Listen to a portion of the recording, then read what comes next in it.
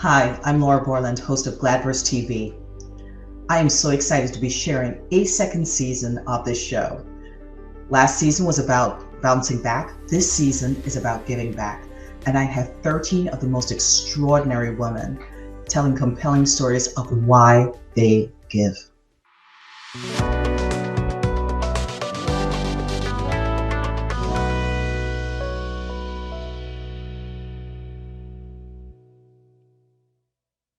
Welcome to Gladverse TV, where the silver lining is always our North Star.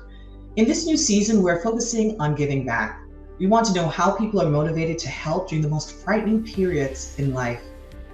Ashley Johnson, founder of Loyal Hands, her team of millennial death doulas provide education services, resources, and companionship to agencies, the elderly, and even the healthy, as everyone has an end-of-life journey.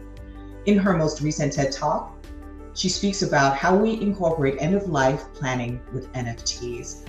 Welcome, Ashley. Yay. Thank you for having me. Oh, yeah, of course. Listen, I found your story so fascinating. And here's what we have. We have a lot of people who don't even know what doulas are. What do they do? Right. Can you just give us that first synopsis before we get into the other part of it? Yes, for sure. Okay, so I know when people usually hear the word death doula, they usually think, is this something a millennial made up? But I can absolutely promise you that many cultures throughout history, they incorporated mental, spiritual, emotional support as being that fundamental part of that transition to death. So when you hear the word end-of-life doulas, we are trained professionals that provide holistic, non-medical services to individuals and their loved ones during that transformative life changes. Death doulas are not competitors. We're not competitors with hospice, hospitals, or funeral homes, but we rather complement them. Very good. So is it something that it becomes a preference for patients to have your service, or is it more along the lines of it's informed or encouraged or offered as a service through hospitals or hospice? It is offered to hospice, hospitals.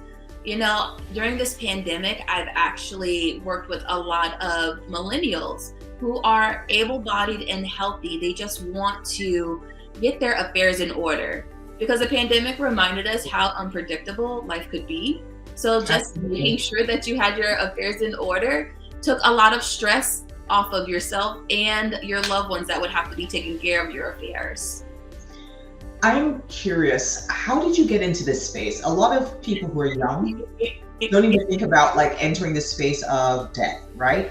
Right. For us, we try to push it out as far as possible, Right. Even though a lot of us are so close to it.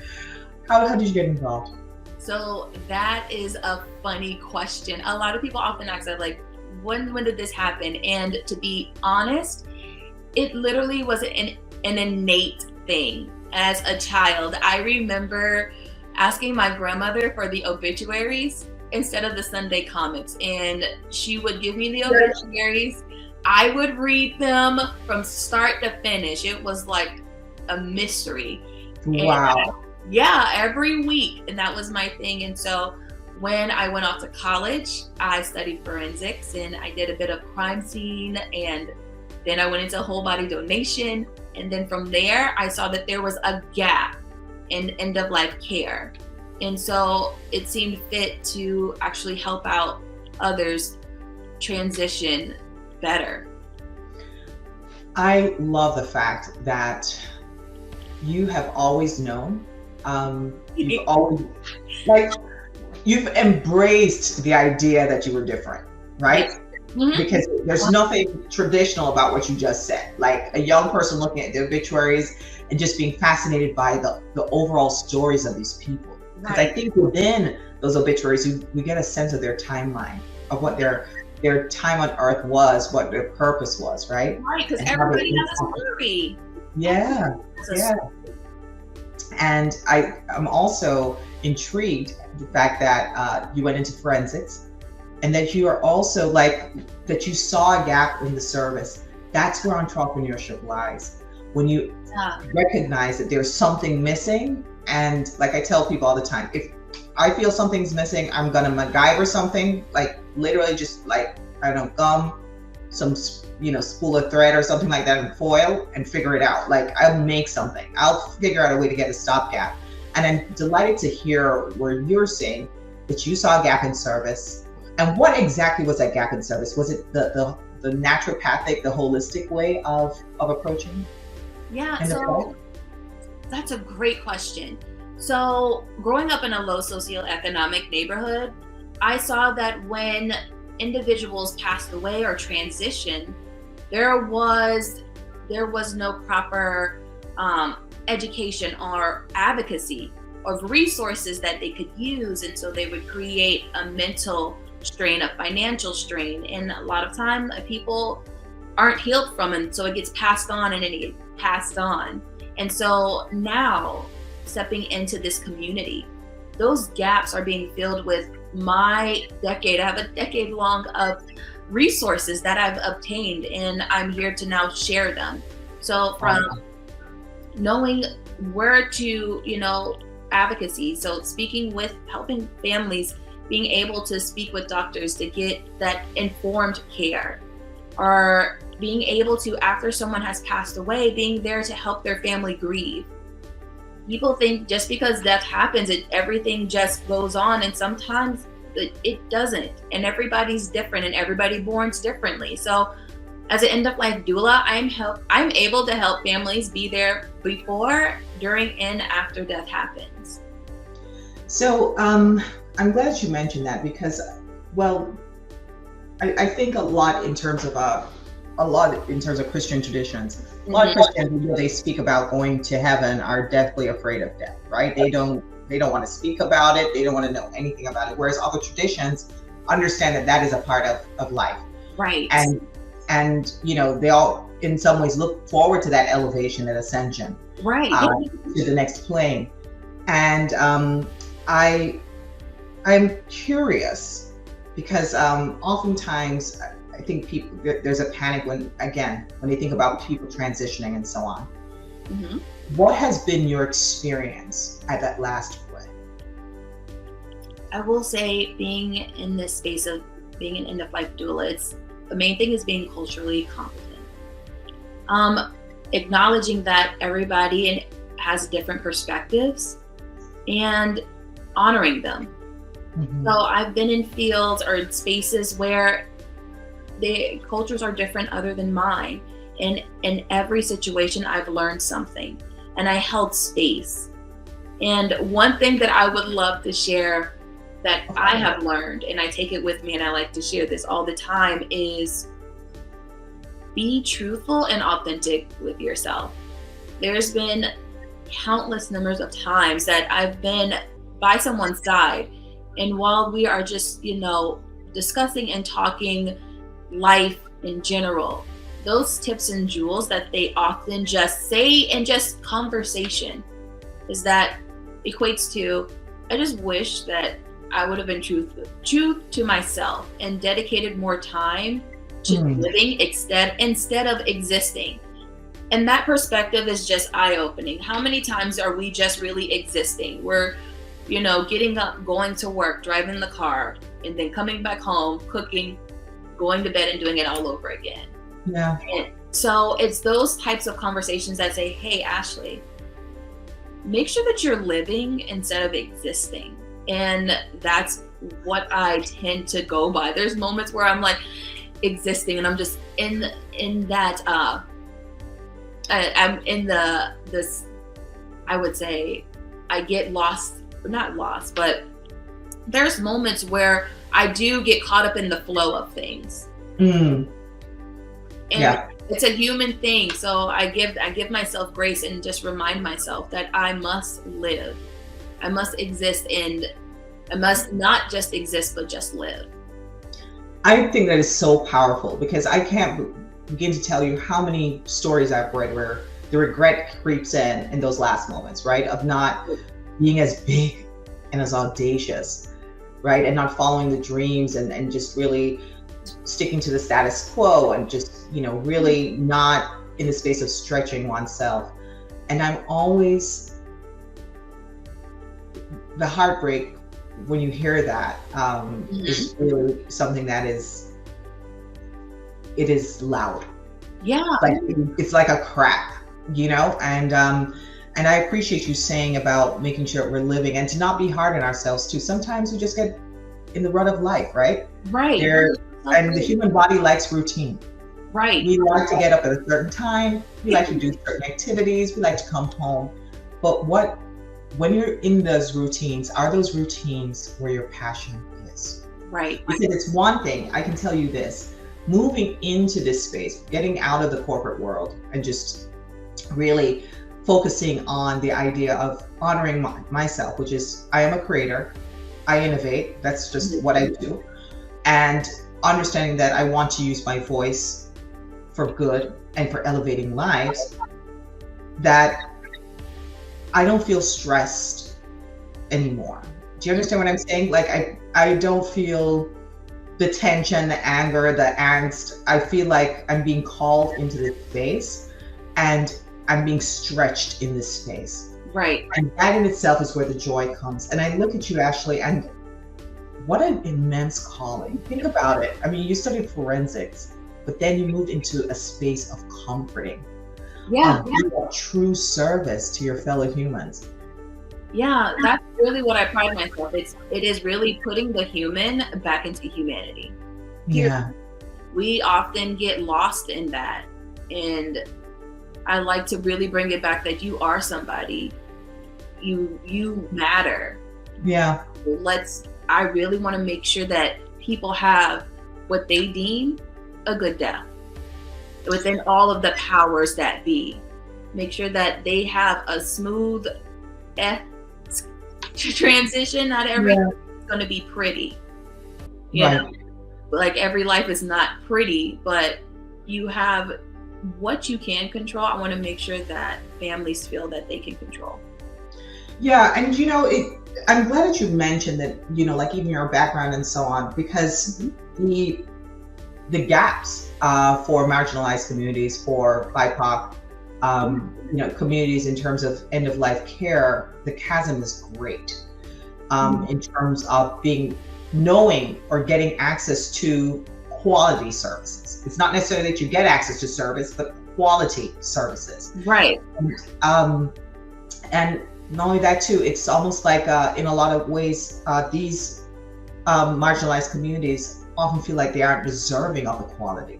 Right, exactly. And so you're in a very prime space to almost feel like over deliver.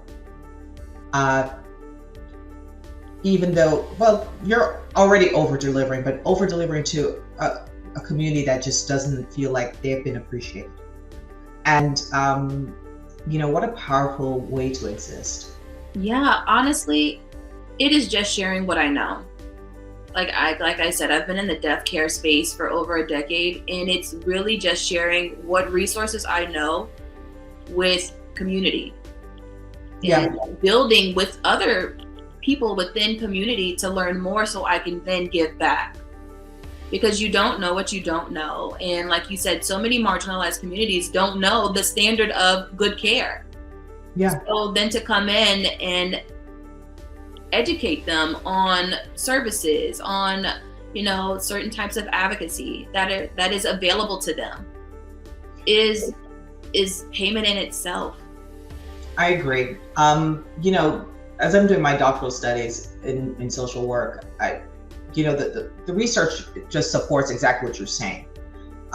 There is seriously a gap in care, and it disproportionately affects different groups.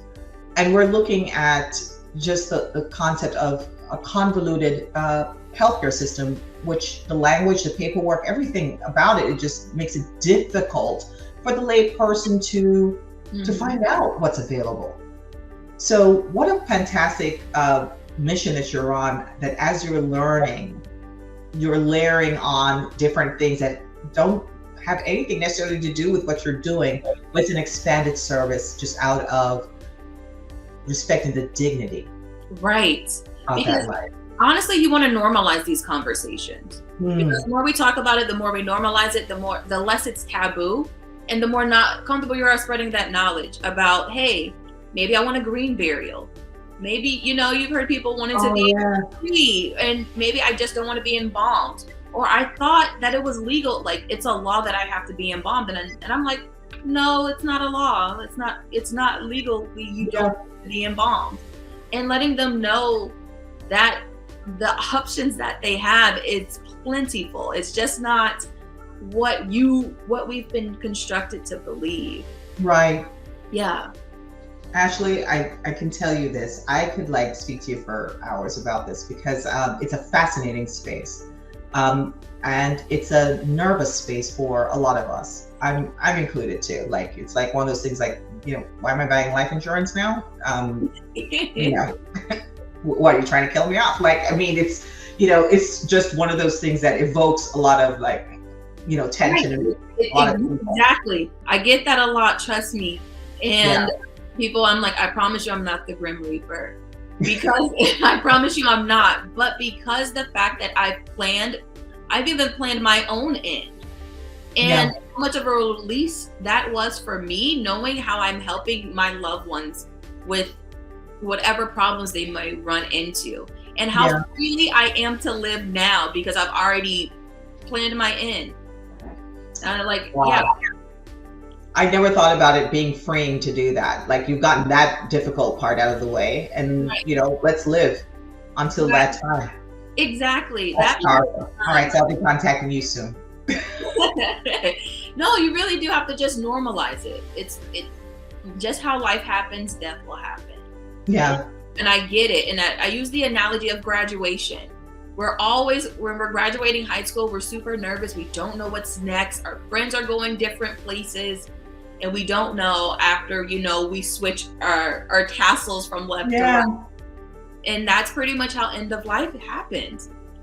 And it's just a process. It's a graduation. Great analogy. I can't even think of anything that's better than that. That is a fantastic analogy.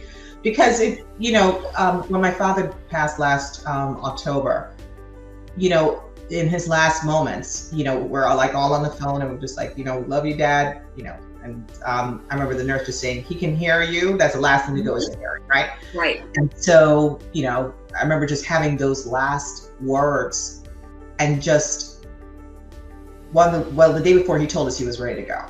And so I remember my brother just saying, listen, it's a graduation. It's an elevation to the next level. So this is the upgrade. Right. And I think from that perspective, it helped to hear that, you know what I mean? It was cathartic. Right. And just recognizing that, this is a continuation of the eternal journey.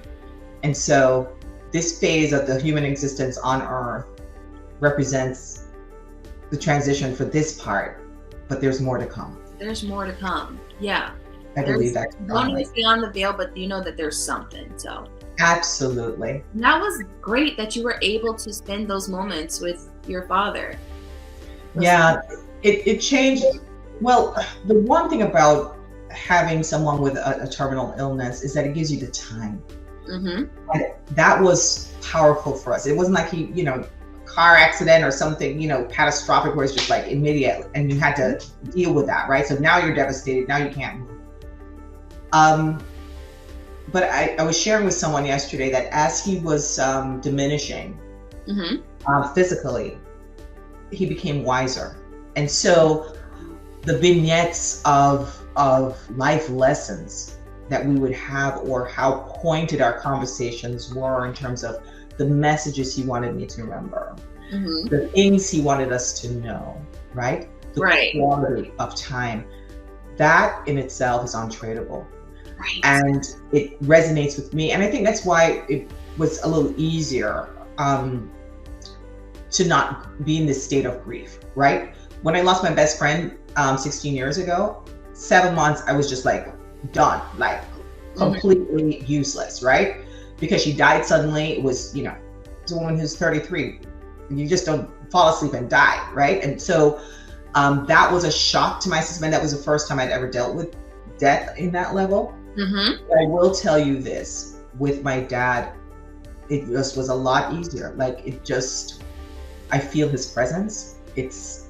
You know, it's Right. one of those things where I know he's near. I don't know how to explain it, but I don't feel he's. Some things don't need to be explained. They're just understood. Yeah, Yeah, and that's how it happens. love that. It's not Ashley, created or destroyed. I know. Beautiful, beautiful, beautiful. Ashley, what a pleasure it was to meet you today and to have this conversation and learn more about her at Loyal Hands, loyal-hands.com. Her information is below. And Ashley, thank you for destigmatizing the death business. Yes. Thank you. Thank you. Take care. Thank you. Bye.